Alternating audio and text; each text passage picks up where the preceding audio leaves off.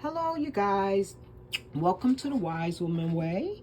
We are here in the kitchen and we are making a multicolor white and brown or slash orange grated sweet potato pudding.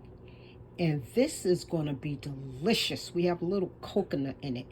And we have the oven at 395. And we're about to put our grated pudding in the oven. So let me just grab my mitten and in it goes. And we're gonna check it in 15 minutes. Here we go. And then in a half hour. Okay, you guys, thank you for tuning in. Hang in here with us. And we will be back shortly with the final results of our sweet potato, our grated, multicolored grated sweet potato pudding.